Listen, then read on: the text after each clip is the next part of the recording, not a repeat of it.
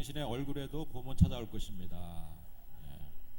항상 우리가 쭈그리고 또 고민하면서 살았는데 이제 봄을 좀 얼굴에도 좀 맞이하셔야죠. 얼굴도 좀 활짝 피시고 우리가 이 부활의 계절에 주님의 부활을 정말 온몸으로 다시 한번 나의 것으로 삼을 수 있는 그러한 부활의 계절이 되기를 축원드리겠습니다. 어느 여름날 하루살이와 나비가 친구가 되어가지고 즐거운 시간을 보내다가 해가 서산에 뉘웃뉘웃질 무렵 나비가 하루살이한테 얘기를 합니다. 우리 내일 오늘 헤어지고 내일 만나자. 그래서 이제 나비하고 빨빨 안녕하고 인사를 하는데 하루살이가 대답을 합니다. 내일이 뭐야? 그렇게 물어보는 겁니다. 하루살이는 하루밖에 못 사는 게 하루살인데 내일을 모르는데 내일 만나자고 하니까 이 하루살이가 내일의 의미에 대해서 물어본 것이죠. 나비가 설명합니다. 내일이라고 하는 것은 깜깜한 밤이 지나고 그리고 해가 저 동쪽에서 다시 떠오를 때 찬란하게 떠오르는 그 햇빛을 우리가 바라보면서 하루를 시작하는 것이 바로 내일이라고 하는 것이야. 그렇게 설명해도 사실은 하루살이는 이해하지 못하고 돌아갔습니다. 다음 날이 돼서 놀던 자리에 가봤더니 역시 하루살이는 나와 있지 않은 거예요. 그냥 하루만 살고 가신 겁니다. 하루살이는. 그래서 이 나비가 이제 하도 친구가 없어서 심심해가지고요 제비를 만났습니다. 제비하고 친구가 돼가지고 정말 잘 놀았습니다. 한여름 계절을 잘 놀다가 그 다음에 이제 헤어질 때가 돼서 제비가 나비한테 이렇게 얘기하는 거예요. 우리 이제 날씨도 추워지고 그러니까 여기서 집에 각자 들어가서 헤어졌다가 우리 내년에 다시 만나자. 그렇게 얘기를 하는 겁니다. 그러니까 듣고 보니까 나비는 오늘이라고 하는 날은 알아도 또 내일은 알아도 내년은 잘 모르겠는 거예요. 내년이 뭐야? 또 물어봅니다.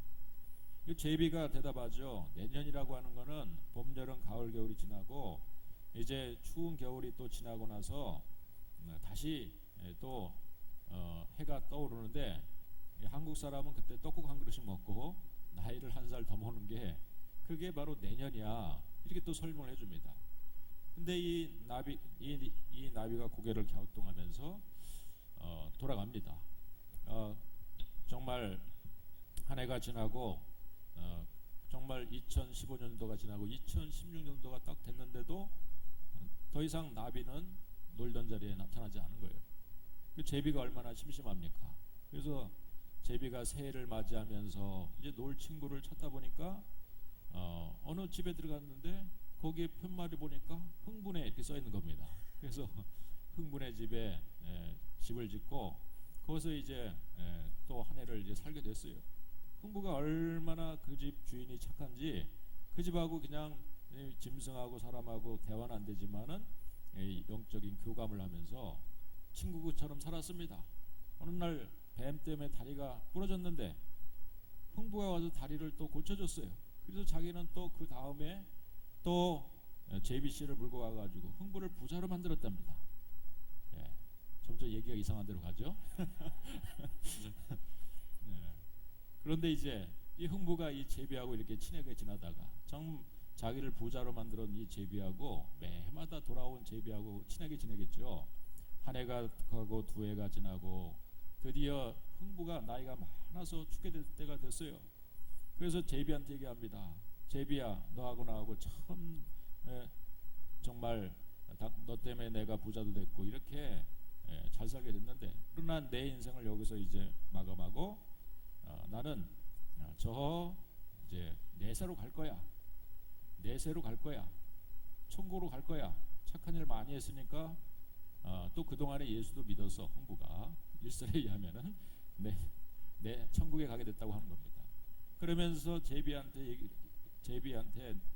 내세에서 다시 만나자 그랬더니 제비가 이제는 고개를 갸우뚱하면서 내세가 뭡니까? 또 이렇게 물어보는 거예요.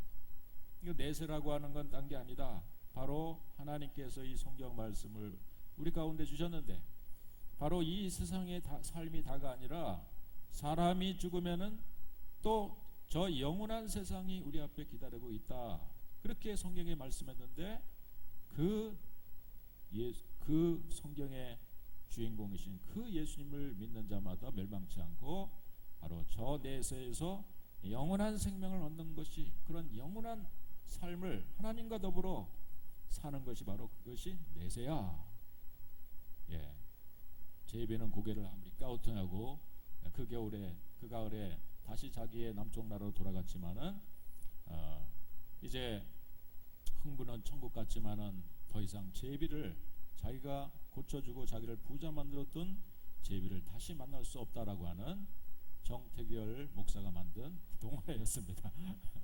제가 좀 각색을 했죠. 예, 바로 이겁니다. 그러니까 우리가 참 어떻게 보면은 하루살이는 이 나비의 이 사계절을 비록 그 봄, 여름, 가을을 지나는 나비의 인생을 모르는 것이고 내일을 모르는 것이고, 나비는 또 매해마다 새해가 되면은 다시 집으로 돌아오는 이 또 다른 몇 년을 사는 이 제비의 인생을 모를 수밖에 없는 것이고, 제비는 하루도 알고 또 내년도 알지만은, 그러나 내서라고 하는 것은 이 미물은 알지 못하는 것이죠. 자, 우리 인간이 오늘 이 세상에서 살고 있습니다. 인간은 만물의 영장이라고 말하죠. 자, 우리 인간이 과연 하루만 살고 인생을 마감한다. 얼마나 불쌍한 자인가. 또 우리가 인생은 70여 강건하면 80이라고 했는데, 우리에게 주어진 이 한 7, 80년, 8, 90년의 인생, 요새 많이 살아 100세 인생을 산다고 하지만은 이 영원한 생명 가운데 이 100년이라고 하는 것은 또 그것은 하루살이의 하루처럼, 나비의 사계절처럼, 제비의 한 몇 년처럼 사실은 아주 순간에 불과하게 우리의 인생도 그렇게 지나갈 수밖에 없는 거죠. 그러니까 우리가 내세를 모르면서 살아가는 그 인생이라면은 불쌍한 인생이 될 수밖에 없는 것입니다. 자, 우리가 그렇기 때문에 우리가 교회를 다니는 것은 이 땅의 현세의 어떤 부귀 공명을 우리가 누려보기 위해서, 바로 우리가 어떤 종교심을 통한 영적인 위안을 얻기 위한 정도의 차원에서, 또 이 현세에서 복을 빌어서 어떤 신을 통해 가지고 우리가 부자 되기 위해서만 살아가는 그런 신앙을 우리가 기복신앙이라고 얘기하죠. 여러분, 우리 푸른교회 성도님들 단지 현세에 주시는 여러 가지 하나님의 복이 있을 수 있겠지만은, 그렇지만 우리는 영원한 생명을 준비하며 그 영원한 생명을 위해서 살아가는, 영원한 생명에서 우리 하나님께서 주실 상급을 바라보면서 살아가는 삶, 여러분 진짜 성경적인 삶을 우리 푸른교회 성도님들은 살아가고 있는 줄로 믿습니다. 할렐루야. 참 여러분, 우리가 불쌍한 사람이 되지 않기를 바랍니다. 그래서 고린도전서 15장 19절에 보면은 이렇게 나와 있죠. 만일 그리스도 안에서 우리가 바라는 것이 다만 이 세상의 삶뿐이면 모든 사람 가운데 우리가 더욱 불쌍한 자다. 그렇게 말하고 있어요.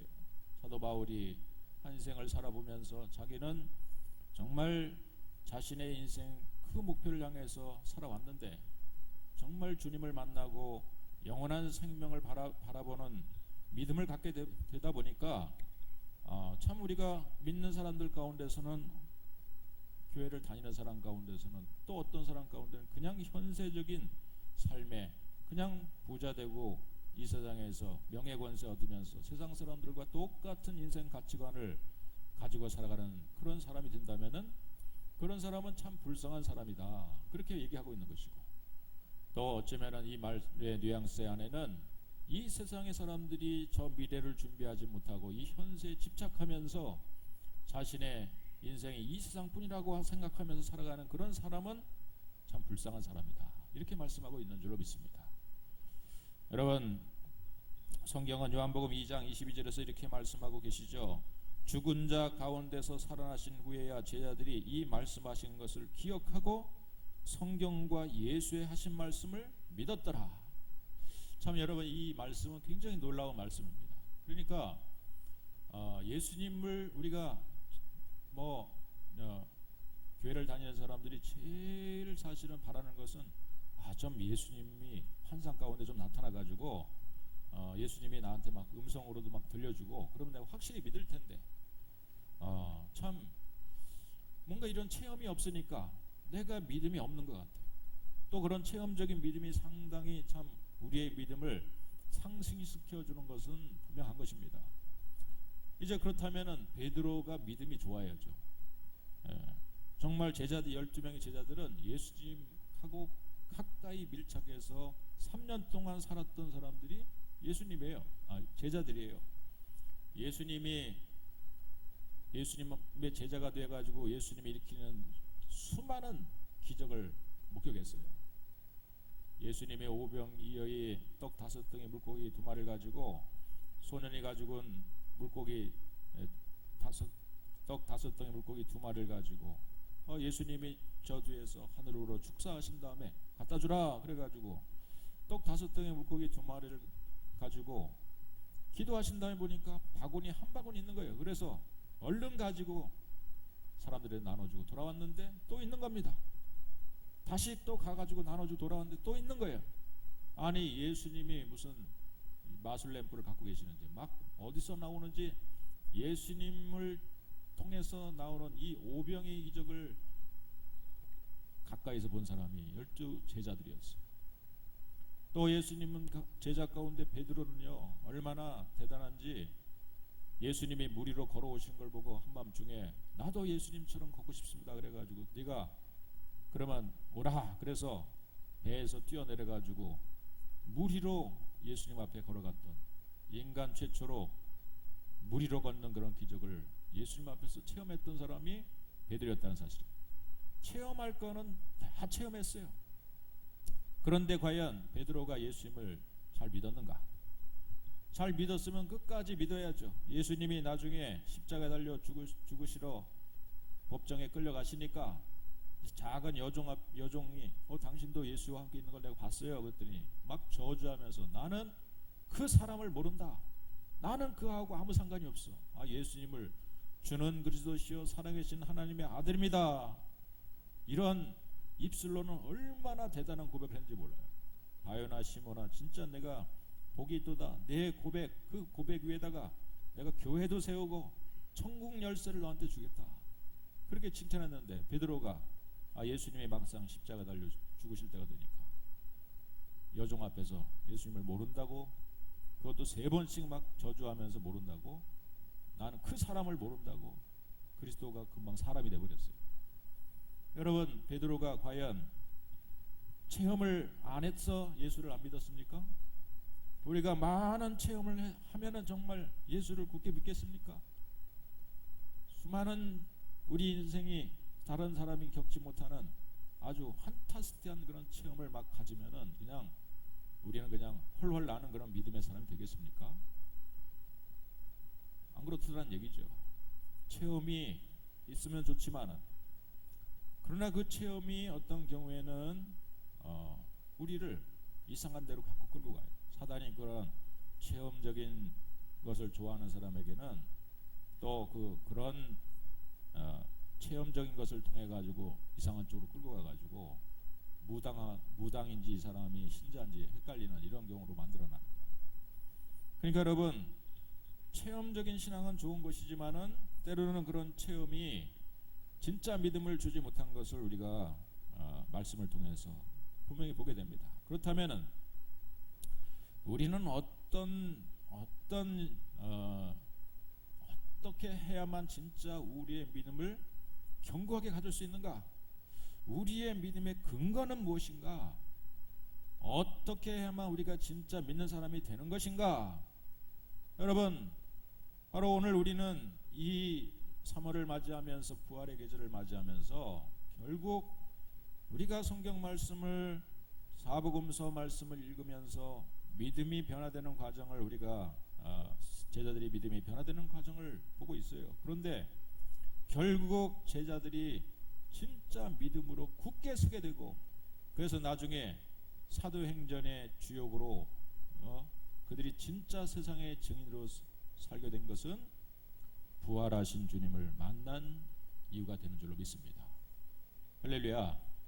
그러니까 부활의 사건이라고 하는 것이 얼마나 그들의 인생을 송두리째 바꿨는지를 우리가 알 수 있고, 현재 2016년도에 믿음 생활을 하고 있는 우리 모두에게도 이 부활에 대한 확고한 믿음이 우리 가운데 있어져야만 우리의 믿음은 견고하고 흔들리지 않는 그런 신자가 될 수 있다는 사실이죠. 여러분, 부활의 이 사건은 참 얼마나 참 이 그야말로 하나님의 승부수라고 이렇게 말할 수 있습니다. 하나님의 승부수. 자, 우리가 이제 앞에 계속해서 말씀을 나누겠지만은 오늘 이제 본문에 우리가 보면은 어떤 사람이 등장하냐면은 바로 부활이 없다라고 생각하는 당시의 사두개인들을 만나게 됩니다. 그러니까 예수님 당시에 유대인들이 가장 큰 파가 사두개파고 또 바리새파라고 하는 두 파에서 나와서 이들이 바로 이제 산헤드린의 71인의 공회가 되어가지고 구성이 돼서 그들이 이스라엘 전체를 이끌고 가고 있는 겁니다. 쉽게 말하면 지금의 국회의원이 민주당이냐 아니면 한나라당이냐, 마치 그것처럼 소속이 그들이 한쪽에는 사두개파고 한쪽에는 바로 바리새파였던 거예요. 그런데 이 산헤드린의 대부분의 사람들이 쉽게 말하면 지금은 한나라당이 많은 의석을 차지하고 있는 것처럼 가장 많은 의석을 차지하고 있는 사람들이 어디 출신이냐면은 바로 이 사두개파 사람들이, 사두개인들이, 옛날 사독의 스승 사독을 믿고 따르는 사람들이 이제 사두개파가 된 것이죠. 근데 이 사두개파 사람들의 특징은 뭐냐면은 바로 부활이 없다고 생각하는 사람들이에요. 또 천사도 없고 영적인 세계가 없다, 내세가 없다, 이렇게 생각하는 사람. 한마디로 말하면 아주 현세 기복주의적인 신앙을 갖고 있는 사람, 물질주의적인 가치관 속에 사로잡혀 있는 사람들. 여러분 참 이상하지 않습니까? 야, 구약의 성경을 그들이 직접 이 구약의 율법을 가지고 있는 그 유대인들 가운데서 정말 내세도 없고 천사도 없고 뭐 이런 어떤 부활도 없다라고 생각하는 사람들이 다수가 의석을 차지해 가지고 그 산헤드린의 지금의 국회의원과 같은 공회를 구성하고 있다는 것이 참 이상하죠. 좀 아이러니죠. 유대인들은 참 믿음이 좋을 것 같은데 그들이 이제 예수님한테 찾아와 가지고 예수님이 하도 유명해지니까 찾아와서 예수님에게 질문을 이제 하고 있습니다. 무슨 질문이냐면은 예수님은 지금 계속해서 천국에서 온 천국에 대한 이야기를 지금 하고 계시는데, 과연 사람이 죽으면 천국 간다고 하는데 그 천국에서 과연 이런 일이 벌어질 수 있겠습니까? 우리가 구약의 율법에 보면은 형사 취수라고 하는 법이 있는데, 형사 취수는 그 이제 가나안 땅을 정복하고 나서 가나안 땅을 분배받고 나서 지파별로 또 가정별로 땅을 다 이렇게 나눠준 겁니다. 근데 이제 쉽게 말하면 어느 여자가 그 집안에 시집을 왔는데 시집 온 여자가 얼마 있지 않아서 남편이 죽은 거예요. 그러면은 그 죽은 미망이는 뭐 요즘 같은 경우는 정말 미망이 돼가지고 살 길이 막막해지는 거죠. 그런데 이 유대법은 그 형수가 된 그 아내를 동생이 취해가지고 그 형의 재산까지도 지켜주는 이런 풍습을 가지고 있는 겁니다. 이것이 바로 형사 취수라고 하는 그런 이 유대인의 또 구약의 법이었죠. 근데 그거를 이제 예수님에게 따지기 위해서 형제가 몇이냐면 7형제가 있다라고 얘기하는 거죠. 또 형들이 하나씩 다 죽는 거예요.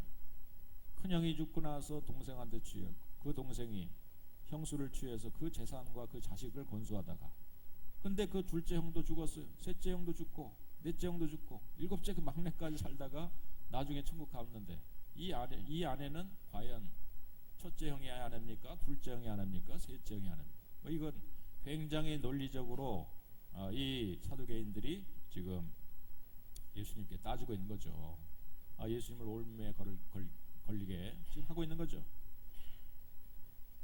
사실은 이런 사고방식을 가지고 있는 사람들이 이 세상 사람들의 사고방식이죠. 여러분, 이것은 이 사도행전은 2000년 전에 있었던 사람들임에도 불구하고 지금 대부분의 현대인들이 이런 아주 현세 중심적인 삶을 살다 보니까 내세에 무슨 천국이 있고 내세에 또 무슨 상급이 있고 천사가 있고 이런 것에 대해서는 도무지 믿지 않는 사람들이 사실은 우리 현대에 살고 있는 이 세상 사람들이 아니겠습니까? 특별히 물질주의적이고 자본주의적인 중심의 삶을 살고 있는 이곳에는 더욱 현세 중심적으로 생각할 것이지 무슨 내세가 있을 거냐.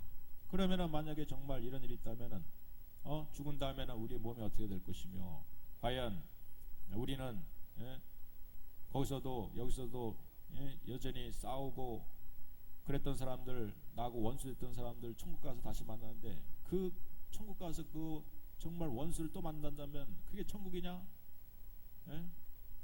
맨날 남편한테 이 왼수야 그러면서 살았는데 천국 가서 보니까 내 남편도 떡하니 거기 먼저 와 있는 거예요. 그러면 이 왼수를 또 만나고 그럼 나는 천국 안 간다. 이런 부인도 가끔 만났습니다.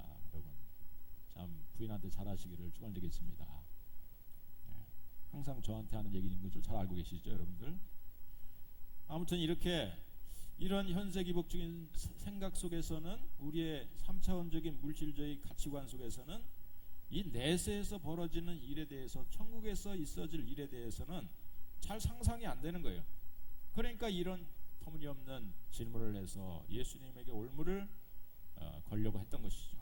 그러나 예수님께서는 이제 말씀하십니다. 그렇지만 예수님의 짧은 대답이지만은 바로 우리가 언젠가는 가게 될 이 천국에서 벌어지는 바로 그 사실을 우리가 오늘 예수님의 말씀을 통해서 들을 수 있을 줄로 믿습니다.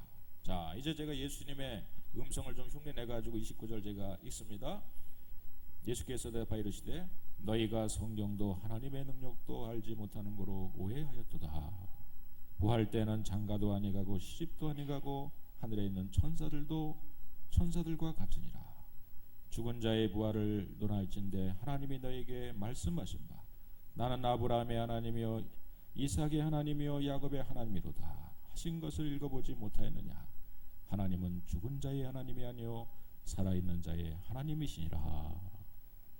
이렇게 이제 예수님이 말씀하셨다면은 근데 이 뜻도 한마디로 말하면 예수님께서는 천국 가면은 부활은 장가도 하고 시집도 아니가는 천사 같은 존재가 되는 것이고 또 너희들이 성경에 인용해 가지고 네가 이 특별히 사두개인들은 이 모세의 율법을 중요시 여기면서 모세의 율법 속에 나오는 그 내용을 가지고 예수님한테 지금 얘기하고 있는데 형사 취수의 법이라고 하는 것도 그러나 실제로 이 성경을 제대로만 본다면은 무슨 내용이 나오냐면은 바로 하나님은 이스라엘의 아브라함의 하나님이며 이삭의 하나님이며 야곱의 하나님이라는 뜻입니다. 그 말은 무슨 말이냐면은 현재형으로 그 말씀이 시제가 써 있는 거예요.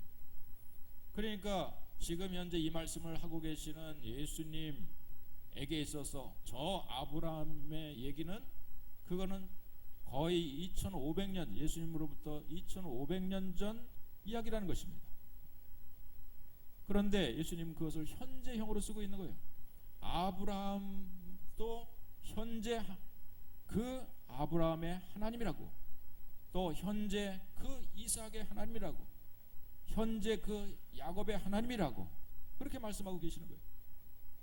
하나님은 과거 현재 미래를 뛰어넘어서 언제나 여전히 과거에 죽었던 사람 과거 아브라함의 하나님이었던 하나님이 아니라 여전히 오늘도 과거의 아브라함의 그 과거의 사람이지만 그 사람도 여전히 오늘 현재 하나님이라고 말씀하고 있다는 것은 아브라함이 어딘가 지금도 살아있다는 얘기죠.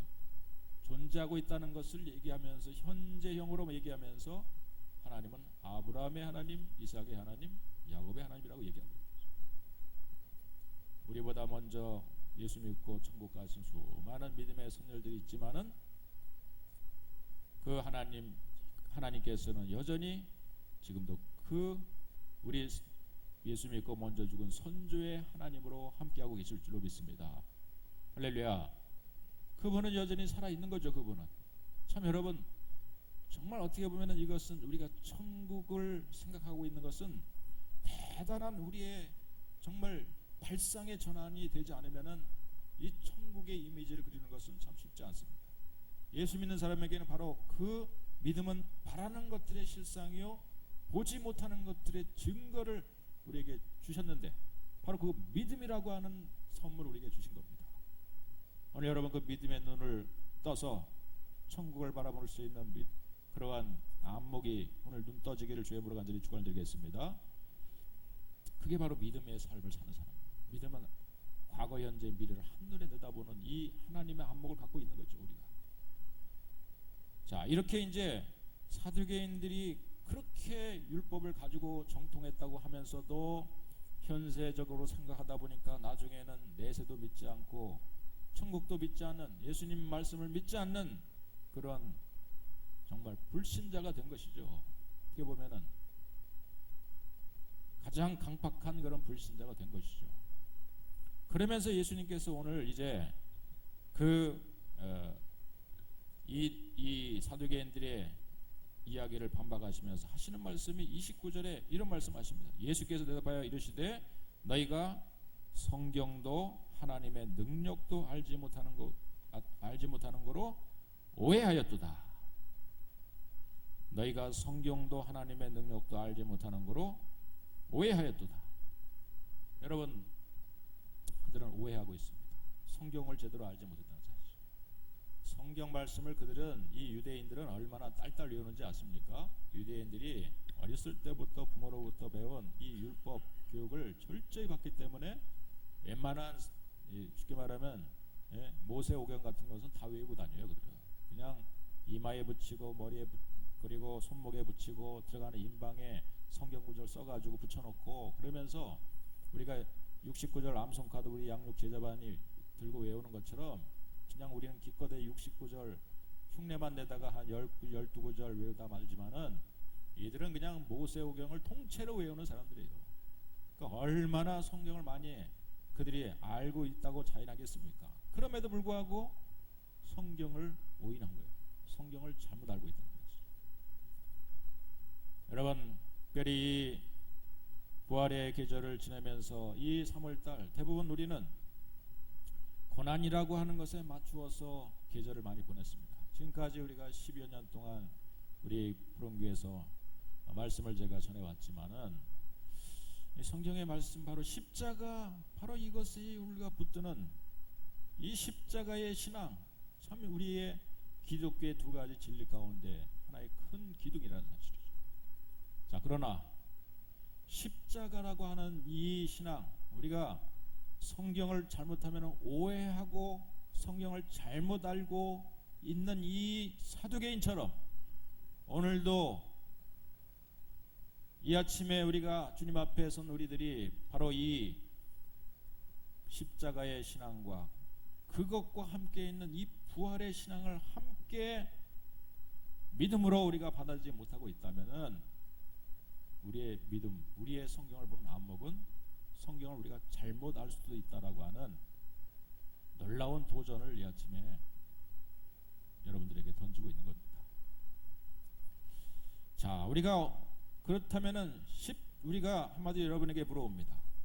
우리가 십자가로 구원받는 겁니까? 십자가의 죽음과 부활로 우리는 구원받고 천국에 가는 것입니까? 참 어려운 질문이네요. 십자가의 은혜로 우리가 구원받는 것인가? 십자가의 대속의 은혜로 구원받는 것인가? 그런데 그 십자가 그러면 부활이 없어도 우리는 십자가만으로도 구원받을 수 있는 것인가? 여러분 대답해 보시죠. 왜 갑자기 조용해지십니까? 십자가로 구원받는 겁니까? 십자가와 부활이 같이 있어야만 그것이 우리의 구원을 완성시키는 것입니까? 물론 이제 여러분 뭐 메시지 자체가 짐작해 보니까 두 번째 것이 답이라고 여러분 속으로 생각하시겠죠. 자, 우리가 이제 앞에 대답 대부분 우리가 십자가로 구원받는다고 얘기합니다. 십자가. 여러분 분명히 그것은 틀리지는 않습니다. 그러나 여러분, 자, 이런 이제 질문을 한번 하고 싶습니다. 예수님께서 골고다 언덕에서 십자가에 달리셨는데 그 십자가에 달리신 사람들이 그 당시에 한두 사람이 아니었어요. 로마의 항거했던 그런 사람들을 그냥 십자가에 다 매달아서 그냥 죽인 겁니다. 반역자들을. 그러니까 수많은 그 골고다 언덕에는 그냥 사형수들이 그냥 매달려 죽었어요. 예수님은 바로 2000년 전에 두 명의 죄인들과 함께 매달리죠.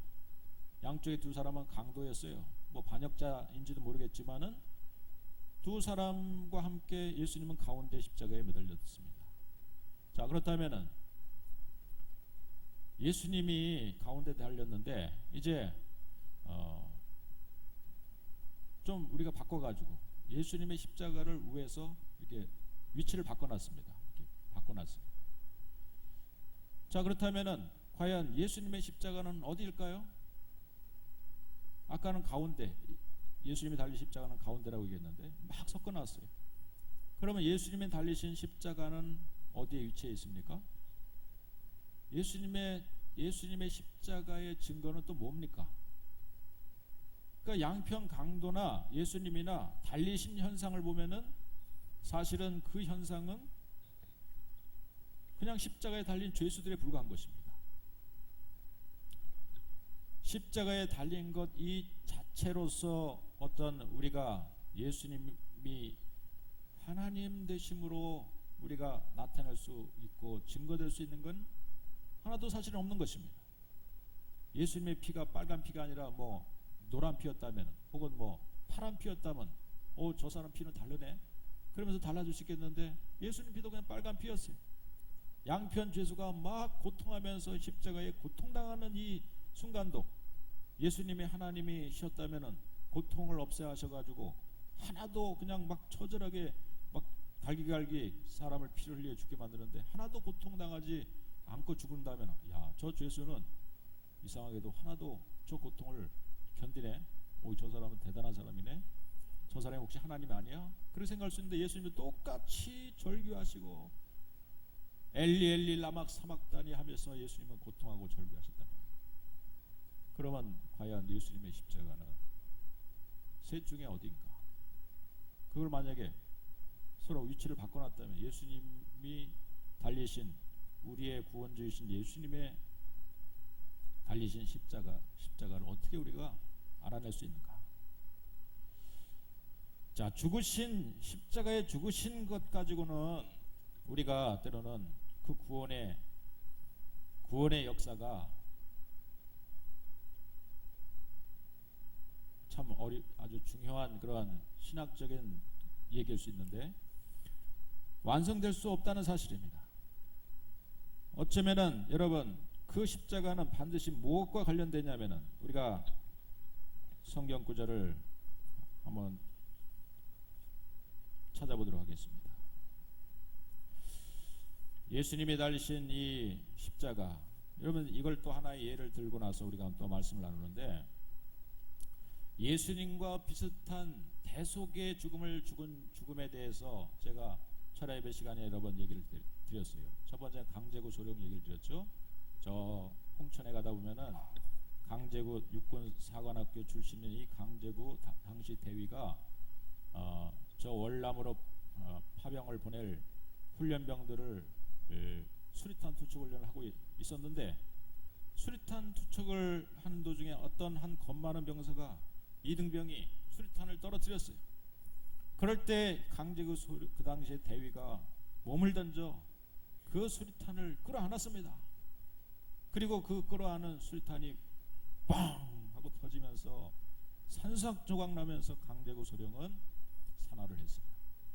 그리고 나서 한 명만 사상자가 있었고 모였던 200명이 살아났습니다. 강제구 한 사람의 죽음을 인해서 200명을 살렸어요. 이 얘기만 너무 하니까 질리니까 한 가지 더 이런 비슷한 얘기 든다면은 저 한강 대교를 건다 보면은 바로 거기에는 노들섬이 있어요. 그 노들섬에는 또 하나의 이 뭔가를 가방 같은 걸 끌어매고 있는 그런 동상을 만나게 되는데 그게 바로 이원등 중사의 동상입니다. 이원등 중사는 특전 부대 사람이었는데 낙하산 훈련을 한 도중에 한 동료가 낙하산을 메고 뛰어내는데 낙하산이 펴지지 않는 거예요. 저 뒤에서 보니까 비행기에서 보니까 낙하산을 지금 피지 못하고 떨어지고 있는 동료를 향해서 이 이원등 중사가 당시 하사가 뛰어내린 겁니다. 그리고 뛰어내리면서 손살같이 내려가면서 자기의 동료의 낙하산을 풀어서 펴줬어요. 그러나 동료는 쫙 하고 낙하산이 펴지며 살았지만은 바로 그 얼어붙은 한강 그 겨울 훈련할 때 이원등 중사는 한강 바로 그 얼어붙은 얼음판에 떨어지면서 죽었습니다.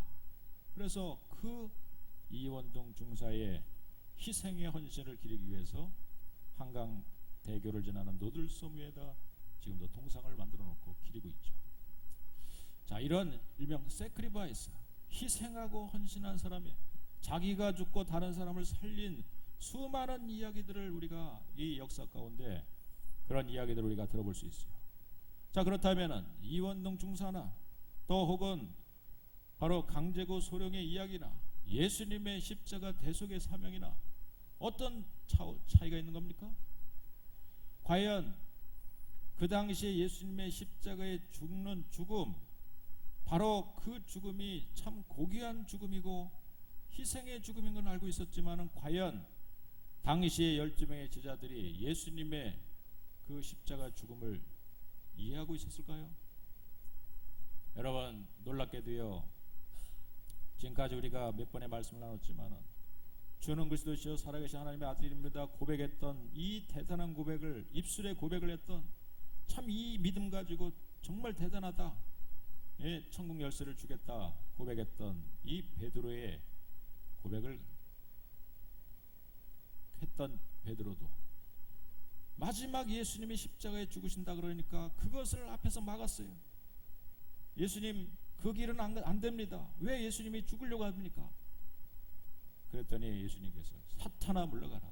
예수님은 이 땅에 죽으시기 위해 오셨다고 얘기하시고, 이원등 중사나 강제구 수령의 죽음보다도 예수님의 죽음은요, 차이가 뭐냐면 세상 사람들은 다 살기 위해서 더 잘 살기 위해서 오지만은 예수님은 원래부터 구약에 예언된 말씀, 우리 인간이 죄로 인해 죽을 수밖에 없는 죄값은 사망으로 지옥 갈 수밖에 없는 운명을 바로 예수님께서는 대속의 십자가, 단 한 사람의 아담의 죄로 인해서 우리 인간이 다 죄인 되었다면 완전하시고 온전하신 하나님이 친히 인간의 몸을 입고 이 땅에 내려오셔서 그분 한 사람의 죽음으로 인해서 그 한 분의 희생과 헌신으로 인해서 모든 인류를 다 살리는 놀라운 이 구속의 신비한 하나님의 은혜를 보여주신 것이 바로 십자가의 대속의 죽음인 줄로 믿으시길 바랍니다.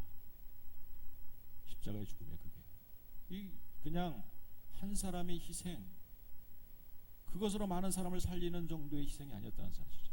밖에서 데모를 하는 사람들이 추운 겨울에 와서 뭔가 뜻을 이루기 위해서 데모를 하죠. 그러면서 여러 이제 노사 문제를 해결하기 위해서 왔습니다. 우리 그냥 여러분들은 잘 지켜만 보시고요, 또 기도해 주셔야만 될 것인데 우리 성도님의 직장에서 일어난 일입니다. 여러분, 한 사람의 희생, 한 사람의 이런 세크리파이스로 많은 사람을 살리는 얘기는, 여러분 집안에서 어머니 한 사람의 희생을 통해 가지고 아침부터 일찍 밥하고 그러면서 여러분 아이들 남편들을 건수해 가지고 오늘 여러분 또 우리 교회 와서 예배를 드리고 있지 않습니까? 이런 희생이 없이는 사실 세상이 돌아갈 수 없는 거죠. 예수님의 십자가의 죽음은 분명히 그런 차원하고 다른 거죠. 우리 인류 전체를 구원하는 하나님이 친히 인간의 몸을 입고서 죽으신 사건이에요. 그런데 이 사실을 제자들은 왜 받아들이지 못했는가? 그렇게 많은 구약의 말씀을 보고 구약의 수많은 말씀들을 그들이 외웠고 했는데도 불구하고 왜 사두개인들은, 바리새인들은, 12명의 제자들은, 가까이 봤던 기적을 체험했던 제자들은 예수님을 왜 믿지 못하고 십자가의 죽음을 막았는가? 십자가 죽으시니까 다 도망갔는가? 십자가의 죽음이 약해서가 아니라 십자가의 죽음이라고 하는 것은 반드시 무엇과 관련되냐면 죽으신 다음에 일어날 부활과 관련돼 있다는 사실을 그들이 알지 못했다는 사실이죠. 예수님은 사실 십자가에 죽으시지만 그분이 하나님이시고 하나님의 능력으로 그분은 사실은 죽을 수 없는 분입니다. 그렇기 때문에 사흘 만에 그분은 다시 살아나셔야만 되는 것이고 날 수밖에 없는 것이에요. 제자들은 언제 비로소 드디어 그들이 믿음을 확증하게 되었는지를 우리가 본다면요, 그것은 바로 예수님께서 십자가에서 부활하신 다음에 그제서야 그들이 그 예수님이 우리를 위해서 십자가에 죽은 그 죽음이 구속의 죽음, 대속의 죽음, 온 인류를 대신하는 죽음이었다는 사실을 그제서야 믿게 됐다는 사실입니다.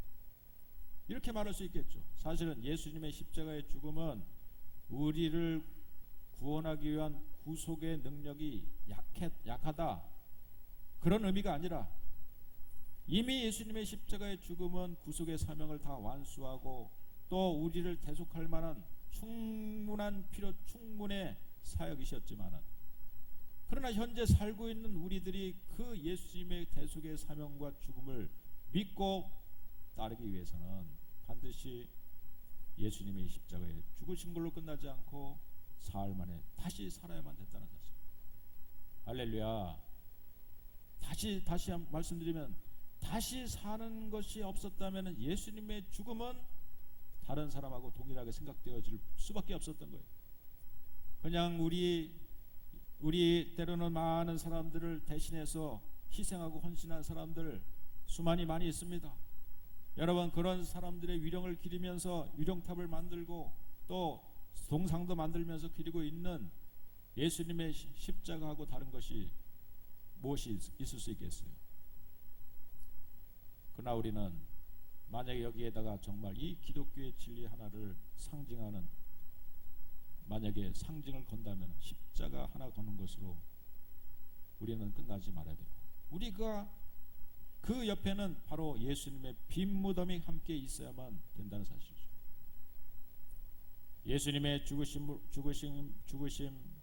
온 인류를 구원하는 분명한 구원의 역사가 있는 죽음이셨지만, 그러나 그분이 진정한 하나님으로 많은 사람들에게 믿음을 확증시킬 수 있었던 것은 예수님이 부활한 다음이었다는 사실.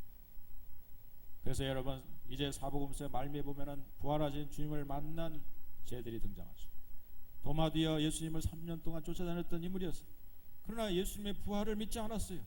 대속의 죽음조차도 사실은 부활이 없기 때문에 대속의 죽음도 하나님의 죽음이라는 사실을 이 도마가 믿지 못하고 있다가, 내가 부활하신 주님을 너희들이 만났어? 먼저 11명의 제자들이 있을 때 예수님이 왔으니까. 그러니까 이 도마가 나는 예수님이 진짜 죽었다는 사실을 내 손가락을 넣어보지 않고서는 나는 도무지 믿지 못하겠다. 그러니까 부활하신 주님이 나타나셨어요. 도마에게 부활하신 주님의 모습을 보여주니까 그제서야 도마가 믿음을 확증하게 됐다는 사실입니다. 베드로가 어제까지만 해도 예수님을 3일 전만 해도 예수님을 모른다고 부인하면서 예수님의 십자가에서 도망갔던 베드로였는데, 부활하신 주님이 다시 갈릴리 바닷가에서 고기 잡고 있는 베드로에게 나타나가지고, 베드로야, 네가 나를 사랑하느냐? 사랑하는 게 맞느냐? 3번씩이나 물으실 때 내 양을 먹이라, 내 양을 치라 하시며 예수님이 말씀하실 때 부활의 주님을 만난 베드로는 그 이전의 베드로하고 완전히 달라졌습니다.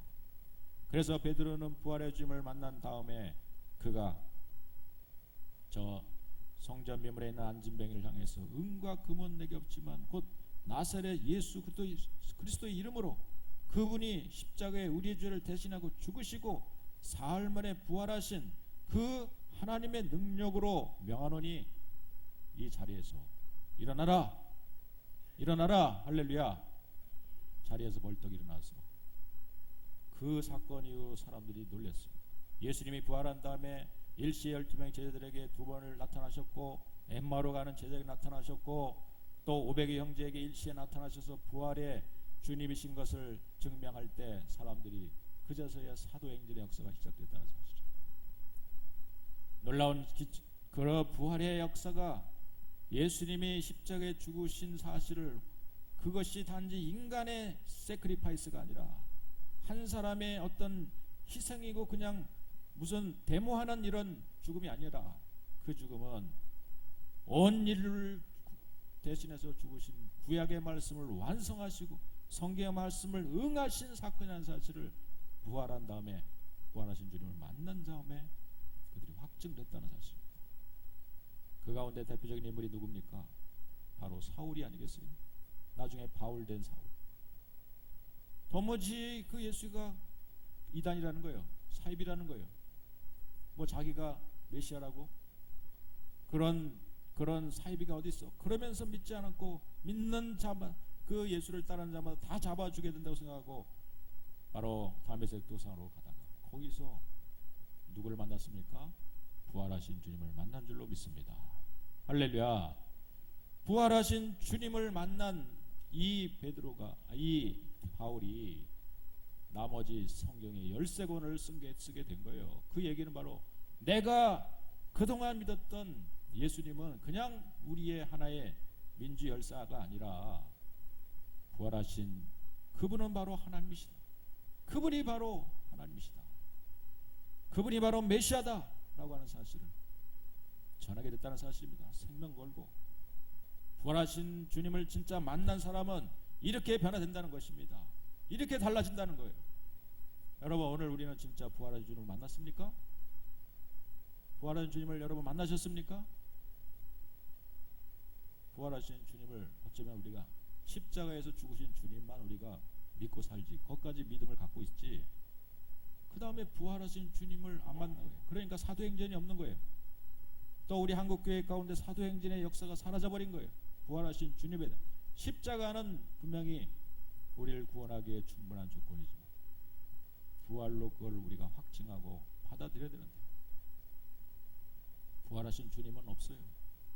십자가만 있을 뿐이에요, 우리에게. 그러니까 증인이 안 되는 겁니다. 증인이 없는 겁니다. 부활의 주님을 안 믿는 것이 바로 뭐냐면 그것이 바로 죄라고 하는 사실을 성경 구절 하나만 찾고 마칩니다. 요한복음 16장 8절의 말씀을 보겠습니다. 요한복음 16장 8절에 보면은 이렇게 말씀하고 있어요. 8절과 9절, 또 고린도서 15장 17절도 미리 좀 찾아주세요. 자, 요한복음 16장 8절 읽습니다. 시작. 그가 와서 죄에 대하여, 의에 대하여, 심판에 대하여 세상을 책망하시리라. 9절, 죄에 대하여라 함은 그들이 나를 믿지 아니하며.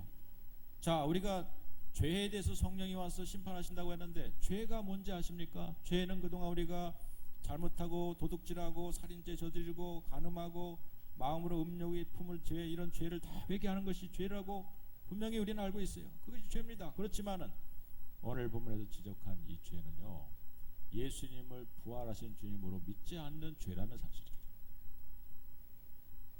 이 죄가 얼마나 큰지 부활하신 주님을 믿지 않으니까 우리의 믿음이 부활하신 주님을 믿지 않으면 어떻게 되는지 고린도전서 15장 17절, 우리가 고린도전서 15장은 여러분 이번 부활주의를 지내면서 면밀히 한번 살펴보시기 바랍니다.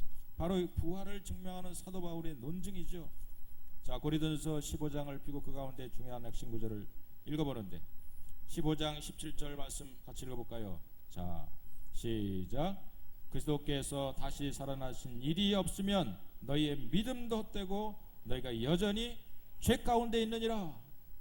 여러분, 얼마나 무서운 얘기입니까?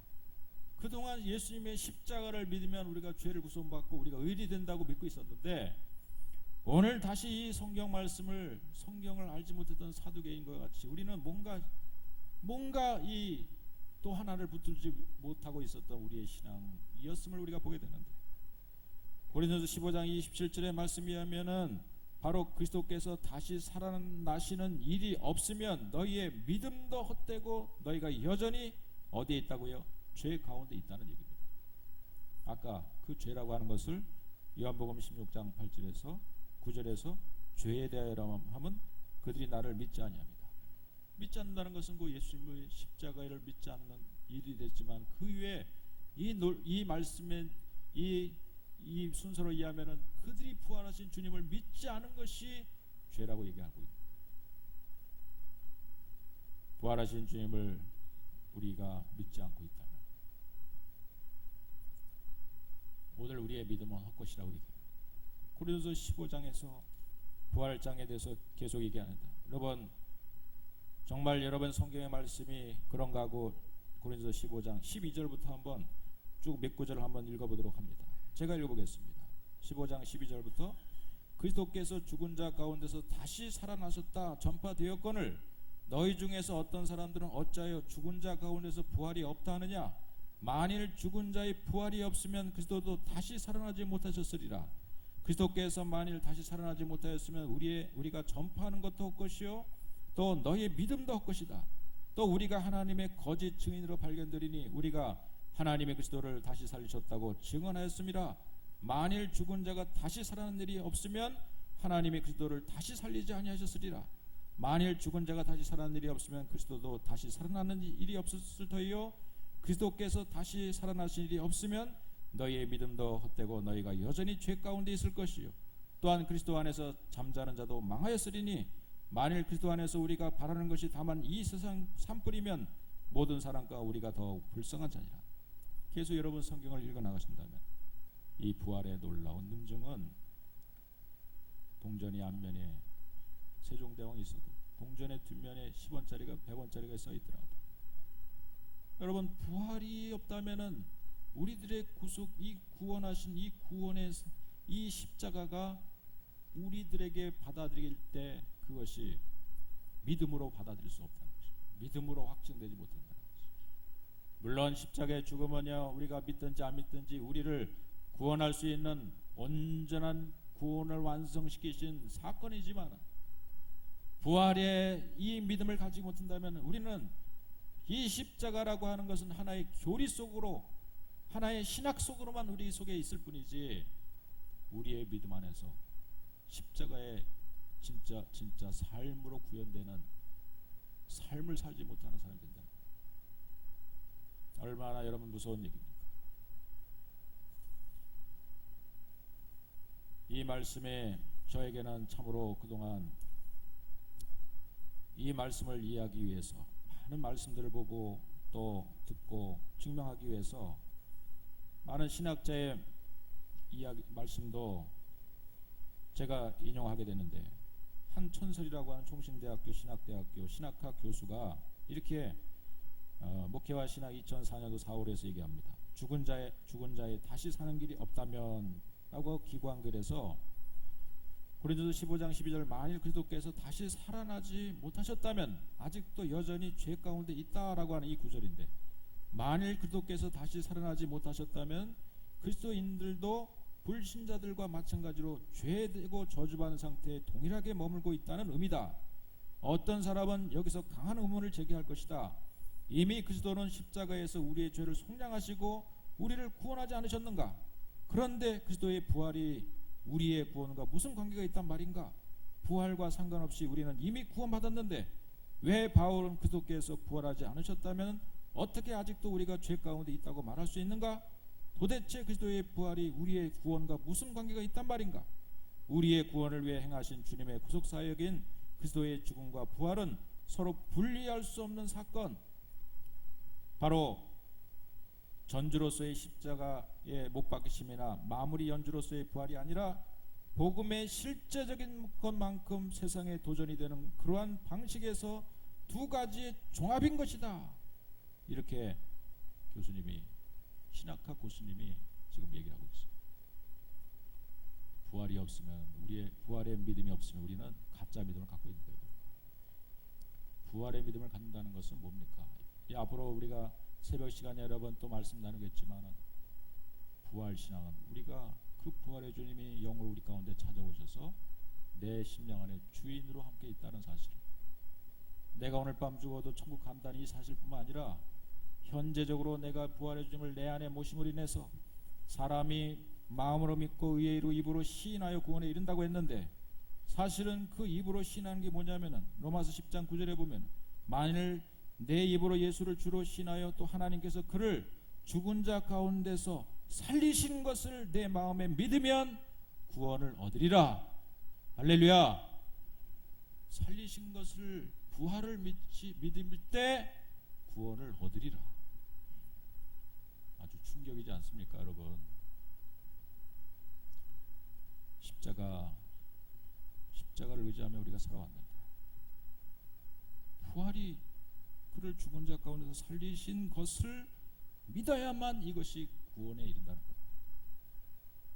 여러분, 주님은 오늘도 우리 안에 살아계심을 믿으시길 주의 이름으로 축원드리겠습니다. 부활의 주님이 우리 안에 영으로 찾아오셔서 내 마음의 주인이 되신 거예요. 내가 그를 영접하는 것은 내가 주인이 아니라 이제 그분이 부활의 주님이 내 안에서 영으로 주인이신 것을 인정하며 살아가는 삶이 진정한 부활을 믿는 자의 삶인 거예요. 그래서 이 세상에 많은 죽어갈 수밖에 없는 상황이 우리한테 도래합니다. 암에 걸려서 한 달 후에 죽는다고 얘기해도 부활의 주님을 내 안에 믿는 사람은 내가 죽는 것이 두렵지 않아. 오늘 사업이 쫄딱 망해도 내 안에 부활의 주님 있는 사람은, 나는 부활이여 생명이니 나를 믿는 자는 죽어도 살겠고 살아서 나를 믿는 자는 영원히 죽지 아니하리라 말씀하셨는데, 내가 왜 죽어? 죽을 수밖에 없고 죽을 일이 없는 거예요. 그 부활의 주님을 오늘 여러분 마음속에 심령 속에 모시는 바로 이 순간이, 이 시간이 되길 주님으로 간절히 축원드리겠습니다. 우리 잠시 한번 머리 숙여 기도합시다. 다시 한번 우리가 영접 기도를 해야 됩니다.